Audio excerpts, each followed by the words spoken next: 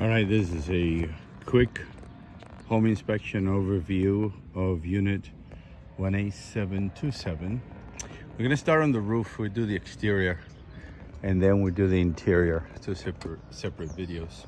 So we're gonna start here on this northeast part of the house. This seems to be the most of the problem here. A couple cracked tile here, one there, and there's another cracked tile on the other side. I'll show it to you in a minute. But some of these tiles at the end of the ridge, roof ridge, they are displaced. They're slipped, they need to be put back on. The concrete packs were replaced recently, so that's a good thing. The flash valleys, or the crickets, these metal flash valleys here, they need to be cleaned, plenty of debris, and then you will not allow the water to flow, the rain run off, and then go back up into the house. So we want to have those clean. Going all the way around very carefully, not to break anything and not to break my neck. So here's another tile that needs to be replaced. This part of the roof, foam and sealant, it's in good shape here. The other one I'll show you when we get there, but it looks like water accumulates in certain locations. So here's another, like I said, a flash valley, another cracked tile there. And then the rest of the roof looks in good shape. On this side, as we can see, the flash valleys over here on the northwest side of the house also will need to be cleaned. As you can tell right here, lots of debris, and so it makes it hard for the water to run off. Okay, on this west side of the roof, it looks like water might accumulate here because this auxiliary drain right here is pretty much plugged up, and then the main drain right here, it's full of debris. Seems like then the water sits right here. So it's a matter of more like maintenance than the condition of the roof, because it looks like it was pretty recently sealed again, and it looks in good shape. So there's more of those displayed concrete tile trimming that you can see is moved away, and it has exposed the underlayment, which appears to have been replaced recently. Doesn't say how long, but the underlayment seems to be in good shape. Then behind the chimney, it's recommended that, again, debris be cleaned, and that the metal flash behind it, it's sealed completely. It's hard to tell on that side because it's covered by the concrete tiles, but we would assume that there's metal flashing as well, just like you see metal flashing here. So we just have to confirm, number one, that it's cleaned, and that number two, that the metal flashing back there is intact. Again, the rest of the roof is in good shape, just maintenance more than anything else. So we're gonna go down and continue on the exterior of the house, beginning from one end and going all the way around the perimeter of the house. Again, a couple more broken tiles here, mainly in the northeast, like I said, tiles there, and the debris that needs to be cleaned all around, all the flash valleys. That would be the main takeaway on this roof. So as you can see right there, also needs to be cleaned up. Okay, so very carefully coming down, and then I will show you the rest of the exterior.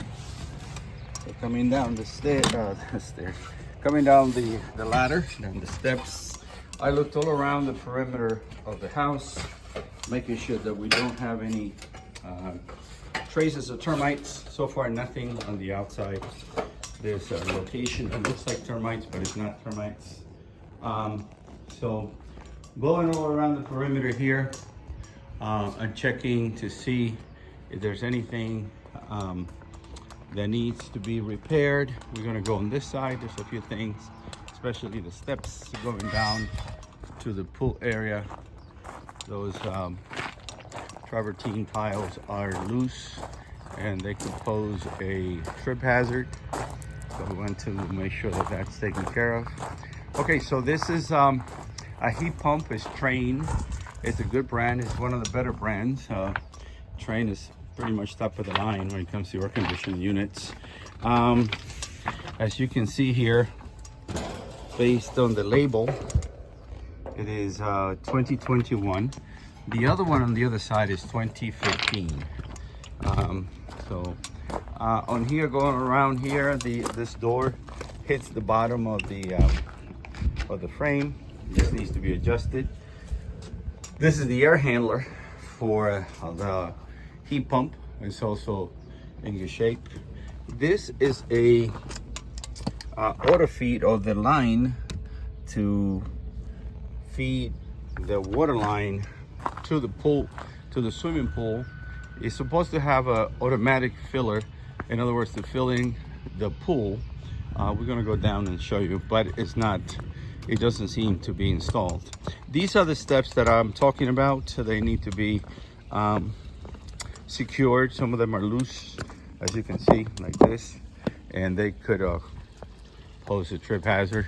Maybe trimming this bush back would be a good idea, especially for the gate. The surface all the way around is in good shape on the cool deck and also on the Pebble Tech inside. Don't see any cracks. Everything seems to be okay. It looks like they recently painted it and fixed it. Okay, so in the pool here, I'm looking for making sure nothing leaks, making sure that the lights work, and they do work.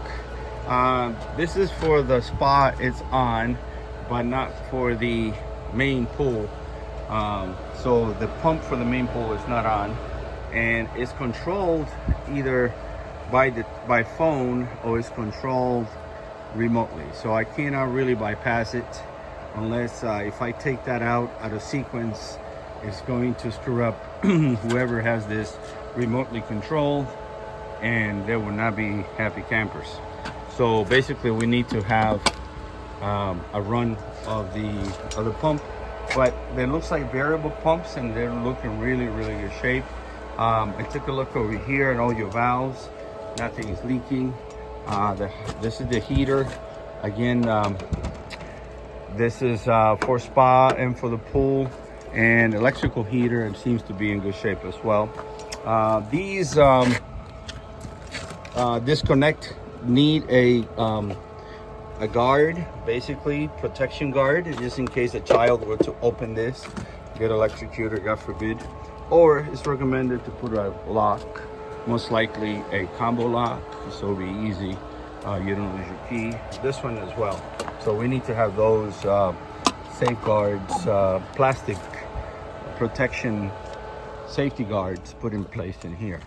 We got a couple of holes and a couple holes at the front as well. Indication of gophers. The best way to get rid of gophers is basically putting in one of those road assistant flares. They hate the smoke. You stick it in a couple of those holes and the smoke will be gone. I'm sorry, the gophers will be gone. They hate the smoke. Okay, I turned some of the equipment on. Obviously, exterior equipment is not part of the inspection, but I tested it and looked at it anyway. Gas operated fireplace. You would need a tank, as you can see, and that's the cover for it. So you have to lift up the cover. Here on your barbecue grill, I turned it on, put everything on. Needs some cleaning, but everything works. So on this sunshade, we need some TLC here, probably replaced. But a lot of times it could be done is you cut the part that is damaged and re-roll it again. That should most of the time works, because it's just the bottom that is messed up. This one is in good shape, as we can tell. The irrigation system is going on. I usually turn it on, but it was on when I came in. So the lines seems to be dripping okay. This is a mini split system. That's for inside. We have to see probably for in the garage or the exercise room area. So that one Seems to be in good shape. The base is kind of unstable. They're recommended for it to be balanced, so that would need to be addressed. Okay, so continue coming down. This is the other unit. Seems to have two, obviously, one for the east, one for the west. Another train unit, a little older on this one. The 2014 actually, not 2015. So that one seems to be okay physically. I just have to check the temperatures inside. This is rotted at the end. It's dry rot. So basically it dries and it gets wet, and dries, gets wet.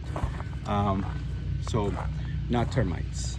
Okay, so that's basically on the perimeter of the house and also the roof. I will do another video for the interior. Here it's recommended to be caulked or put in expansive material. So basically you don't want this to be filled up with bugs and debris and stuff like that. There's a self-leveling epoxy that you could put in there. Put bucket rods behind that prior to putting the epoxy, so you don't waste a whole bunch of epoxy, and then put the epoxy that will be self-leveling for that. I checked the electrical panels inside and outside. I took off the cover, making sure there's no burnt wires or anything double tapped or anything improperly done. And that's a little bit hard to open, but we'll open it. It is properly done. All right, so 200 amps. All the breakers are labeled, and then when I took off the panel, again, there was nothing burnt or anything to write home about. Seems to be in good shape. All right, so we're back to the beginning again. This is where it started, and we circled the whole house, and I'm pretty much show you what I got on the exterior. All right.